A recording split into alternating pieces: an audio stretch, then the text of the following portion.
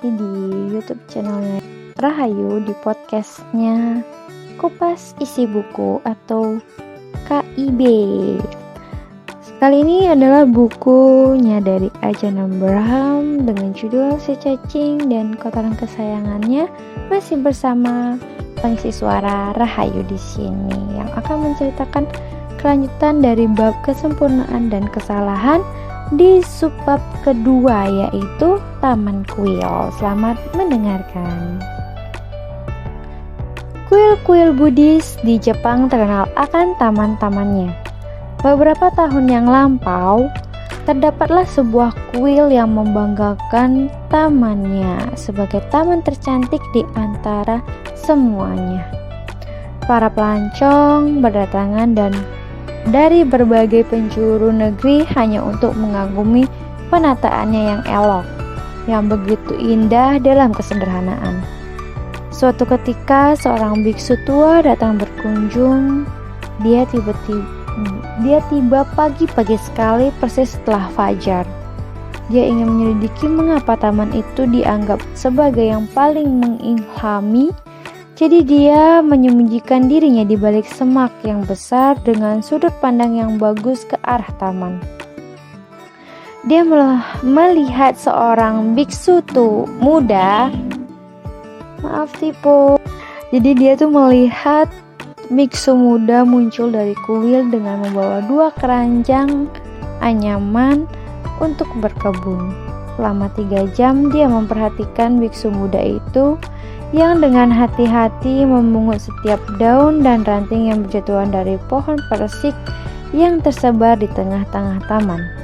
Setiap kali memungut daun dan ranting, si biksu muda menaruhnya di atas tangannya yang lembut, memeriksanya, mempertimbangkan, dan jika dia menyukai daun dan ranting itu, dia akan meletakkannya ke dalam salah satu keranjang. Jika dia merasa daun atau ranting itu tak berguna baginya, dia akan membuangnya ke dalam keranjang kedua, itu keranjang sampah. Setelah mengumpulkan dan mencermati setiap daun dan ranting, dia mengosongkan keranjang sampah di atas gundukan di belakang kuil, alias jadi daun yang gak dia suka itu dibuang ke pembuangan tempat sampah, atau kita bisa kenal tuh TPA ya, tempat pembuangan akhir gitu. Dia berhenti sejenak untuk minum teh dan menatap pikiran untuk tahap penting berikutnya. Si biksu muda melewatkan waktu 3 jam lagi dengan penuh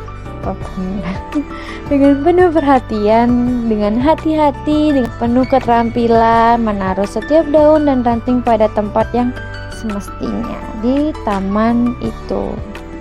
Jika merasa tak puas dengan posisi tersebut atau dari sebuah ranting, dia akan menggeser atau memindahkannya sedikit dan sembari tersenyum puas, dia akan berpindah ke daun berikutnya, memilih bentuk dan warna yang tepat untuk ditaruh di taman. Perhatiannya terhadap hal-hal rinci sungguh tak tertandingi. Penguasaannya atas seni menyusun bentuk dan warna sangat luar biasa. Pemahamannya atas keindahan alam begitu tinggi. Saat dia menyelesaikan pekerjaannya, taman itu terlihat apik sekali. Kemudian sang biksu tua melangkah masuk ke taman. Dari balik senyum gigi ompongnya, dia memberi ucapan salam kepada si biksu muda. Pekerjaan yang bagus. Pekerjaan sangat bagus, Yang Mulia. Saya telah mengintip Anda sepanjang pagi. Ketekunan Anda layak dipuji setinggi langit dan taman Anda. Yah, taman Anda nyaris sempurna. Wajah biksu muda itu berubah pucat. Tubuhnya jadi kaku, serasa disengat kalajengking. Senyum kepuasannya tergelincir dari wajahnya dan jatuh terguling ke jurang besar kehampaan. Di Jepang, Anda tak akan pernah bisa yakin dengan seringai seorang biksu tua. Maksud Anda apa? Dia tergagap ketakutan. Anda maksud nyari sempurna? Dan dia menjatuhkan dirinya di kaki si biksu tua. Oh Tuan, oh Guru, kasihanilah saya. Anda pasti telah dikirim oleh Buddha untuk menunjukkan kepada saya bagaimana membuat taman saya benar-benar sempurna. Ajarkan saya, oh Sang Bijak, tunjukkanlah jalannya. Anda benar-benar ingin saya menunjukkannya? Tanya sang biksu tua dengan mimik purbanya yang mengerut usil. Oh ya, mohon, tolong Guru. Lalu sang biksu tua melangkah ke tengah-tengah taman. Dia merangkulkan lengan-lengannya yang tua namun masih kuat itu ke batang persik yang rimbun. Lantas diiringi dengan gelak membahana seorang suci, dia mengguncang-guncangkan pohon yang malang itu. Dedaunan, ranting, dan kulit pohon berserakan di mana-mana. Dan masih saja biksu tua itu mengguncang-guncangkan pohon itu. Ketika tak ada lagi dedaunan yang jatuh, barulah dia berhenti. Si biksu muda sangat terperanjat. Tamannya menjadi kacau balau. Kerja kerasnya sebagian jadi sia-sia. Jadi kerja keras yang tadi pagi dia lakukan itu jadi sia-sia gara-gara si biksu tua.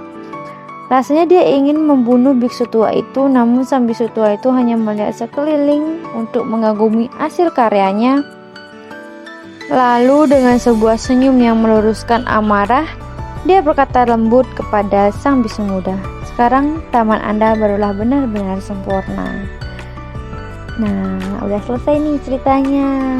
Yang bisa aku simpulkan dari Taman Kuil adalah dimana kita ketika menunjukkan hasil sebuah karya atau sebuah proses, ini udah lihat nih prosesnya sama orang lain gitu, dia iri gitu, iri sama proses kita. Jadi berbagai cara dia lakukan untuk menghancurkan proses itu sendiri.